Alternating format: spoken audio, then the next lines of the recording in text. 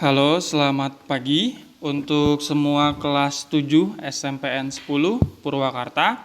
Hari ini kita akan membahas tentang kelanjutan pencemaran. Kalau sebelumnya kita sudah bahas tentang pencemaran air, sekarang kita membahas tentang pencemaran udara dan pencemaran tanah. Nah, yang pertama pencemaran udara.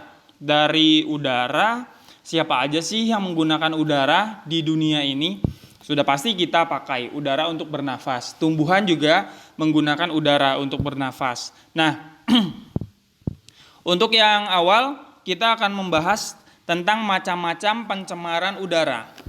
Jadi, pencemaran udara yang pertama itu adalah pencemaran udara primer. Apa itu maksudnya primer? Artinya dia si zat pencemarnya atau polutannya itu langsung mengakibatkan kerusakan atau langsung mengakibatkan gangguan di udara. Jadi misalkan karbon dioksida yang menyebabkan yang disebabkan oleh pembakaran kita yang buat. Nah, itu juga langsung berdampak ke kita sendiri.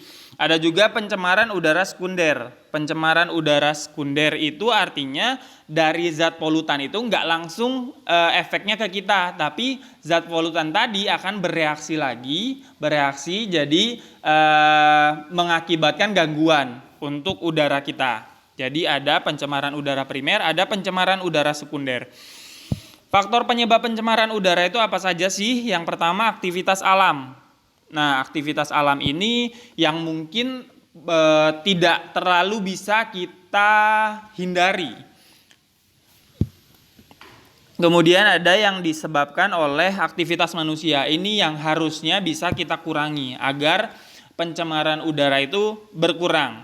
Nah, untuk pencemaran udara karena aktivitas manusia itu yang pertama ada pembakaran sampah. Makanya saat-saat ini tuh sudah tidak dianjurkan lagi orang-orang untuk membakar sampah. Nah, karena mengakibatkan banyaknya tumpukan gas karbon dioksida di udara yang nanti akan malah mengganggu, bukan cuma mengganggu pernafasan kita dan tumbuhan, tapi juga mengganggu di udara di atas, di atmosfer nanti mengganggu ozon. Kemudian asap-asap industri. Asap-asap industri itu juga mengganggu, kemudian asap kendaraan, asap rokok, senyawa kimia buangan seperti CFC. CFC itu biasanya ada di AC pendingin yang zaman-zaman dulu, tapi sekarang sudah banyak AC yang ramah lingkungan sebutannya atau eco yang ada logo-logo ekonya, berarti AC itu sudah tidak menggunakan CFC lagi. Dampak pencemaran udara sudah pasti akan ke kita, ke manusia, dan ke hewan. Yang pertama, kesehatan. Sudah jelas kalau misalkan udara yang kita hirup itu terganggu, akan mengganggu pernafasan kita juga. Itu biasa ada penyakit yang namanya ISPA, infeksi saluran pernafasan, dan banyak lagi. Ada nanti yang akan mengakibatkan sampai emfisema. Nah, itu yang kalau udah banyak banget kandungan karbon monoksida sehingga oksigen itu nggak terlalu banyak yang masuk ke dalam pernafasan kita. Nah, selain untuk manusia ada juga bagi tumbuhan. Nah, tumbuhan juga sebenarnya yang nggak bisa dong menerima udara yang tidak seharusnya. Nah, biasanya itu yang dari yang alami, kayak misalkan abu vulkanik dari meletusnya Gunung Merapi. Nah, itu nanti akan membuat polusi udara dan mengakibatkan tumbuhan jadinya tidak sehat gitu, tidak bisa tumbuh dengan semestinya. Kemudian yang ketiga itu efek rumah kaca.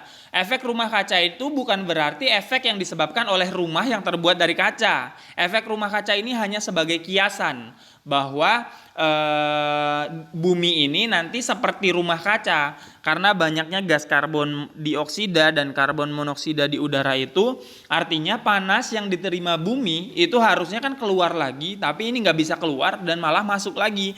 Jadi misalkan saya gambarkan seperti ini nih. Jadi misalkan ini buminya. Nah, harusnya ini ada awan-awan atmosfer yang melindungi, tapi karena di sini banyaknya karbon dioksida dan karbon monoksida. Nah, di sini kita gambarkan misalkan matahari ya. Mataharinya misalkan di sini. Nah, matahari akan memancarkan panasnya ke dalam bumi. Wah, gitu. Nah, terus harusnya kan dipantulkan lagi, panasnya harusnya keluar nih ke sini. Tapi karena di sini banyak gas karbon dioksida dan karbon monoksida, jadinya panasnya balik lagi ke bumi. Makanya bumi jadinya panas. Dan akhirnya terjadi apa yang disebut dengan pemanasan global. Karena efek rumah kaca tadi. Jadi efek rumah kaca itu hanya sebagai kiasan bahwa bumi jadinya kayak rumah yang terbuat dari kaca. Gitu. Terus rusaknya lapisan ozon itu juga disebabkan oleh tadi yang gas-gas yang keangkat ke atas dan akhirnya ozon rusak, ozon jadi bolong-bolong. Padahal ozon itu sama juga di sini. Kita ganti warna. Nah, jadi sama juga di sekitaran sini ozon itu untuk melindungi supaya tidak semua energi yang dipancarkan oleh matahari itu masuk ke bumi. Jadi ozon itu melindungi sebenarnya. Nah, jadi kalau ozonnya udah rusak artinya banyak energi-energi dari panasnya matahari itu masuk. Yang sekarang dikenal dengan UVA, UVB, UV dan lain-lain itu banyak sekali. Yang akhirnya merusak di bumi itu karena ozonnya bocor. Nah, makanya akhir-akhir ini banyak orang yang katanya kena kanker kanker kulit gara-gara paparan dari sinar matahari langsung. Karena tadi ozon udah rusak, jadi semua energi-energi yang dipancarkan oleh matahari itu masuk. Gitu. Itu untuk pencemaran udara. Sekarang kita lanjut ke pencemaran tanah.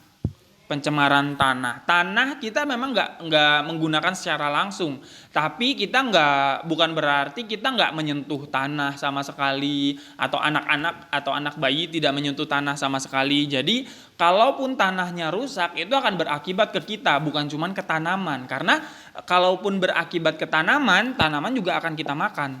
Nah, apa saja sih yang menyebabkan pencemaran tanah? Nah, yang pertama itu limbah domestik. Limbah domestik dibagi menjadi dua, ada yang padat, ada yang cair. Nah, dari yang padat itu, limbah domestik itu maksudnya dari yang rumah tangga, perkantoran, tempat wisata, atau perumahan dan lain-lain. Jadi ada limbah padat.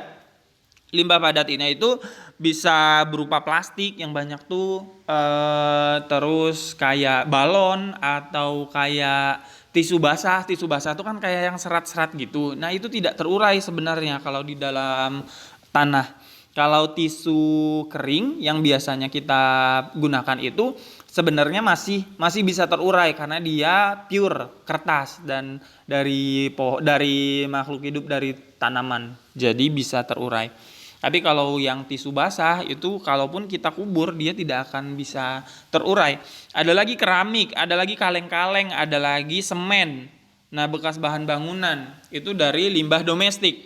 Limbah cairnya ya kotoran manusia, deterjen, bekas oli, bekas minyak jelantah, bekas cat yang meresap ke dalam tanah yang akhirnya merusak si kualitas tanah itu tadi. Kemudian ada lagi limbah industri. Sama dibagi dua juga, ada yang padat, ada yang cair limbah industrinya. Nah, kalau limbah industri ya sudah tidak bisa kita pungkiri lagi ya. Kadang-kadang kayak misalkan pabrik tekstil itu menggunakan pewarna untuk kainnya. Nah, terus setelah menggunakan pewarna, airnya kemana? Pasti ke sungai dan nanti akan diserap di tanah. Nah, seperti itu seterusnya. Lalu ada limbah pertanian. Padahal pertanian ini harusnya tidak merusak tanah dong, karena mereka orang-orang yang petani itu butuh tanah yang sehat, tanah yang subur. Tapi malah sampai saat ini menggunakan pestisida, herbisida untuk menyuburkan tanamannya, untuk menghilangkan hama, tapi malah menggunakan bahan-bahan yang berbahaya. Nah, itu kalau di sini sudah bisa kalian lihat ada nanti dampaknya itu ada timbalnya yang nanti bisa ke anak-anak jadinya autisme yang gitu-gitu, ada yang dari asbes yang menyebabkan autisme, dan itu banyak yang dipakai dari limbah pertanian yang malah berbahaya, ada timbal dan lain sebagainya. Nah, dampak pencemaran tanah. Dampak pencemaran tanah ini banyak sekali kan, jadinya tanahnya jadinya nggak subur, malah lama-kelamaan. Misalkan nih bulan pertama petani menggunakan pupuk kimia ke tanahnya, Oke, di saat itu juga tanamannya jadi kelihatan subur, tanamannya jadi kelihatan hijau, nggak ada hama. Tapi 3 atau 4 bulan kemudian ini pestisidanya, zat kimianya akan mengendap di dalam tanah yang mengakibatkan tanaman selanjutnya malah nggak bisa tumbuh dengan baik. Nah, terus bagaimana cara penanggulangan pencemaran tanah ini? Nah, ada namanya biremediasi, bioremediasi, ada di remediasi itu ada 2 tahap, ada yang on-site, ada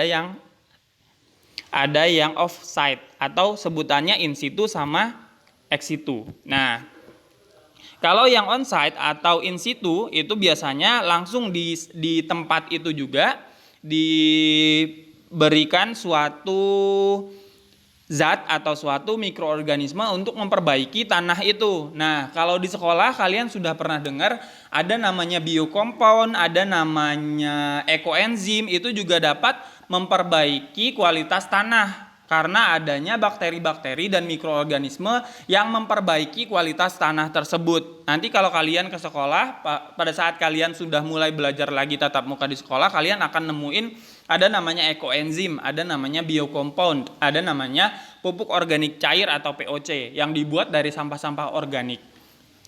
Nah, itu yang disebut dengan bioremediasi. Itu saja paling yang bisa saya sampaikan karena durasinya sudah panjang sampai 11 menit 30 detik. Ini berarti kita sambung lagi di pertemuan berikutnya. Terima kasih, selamat pagi.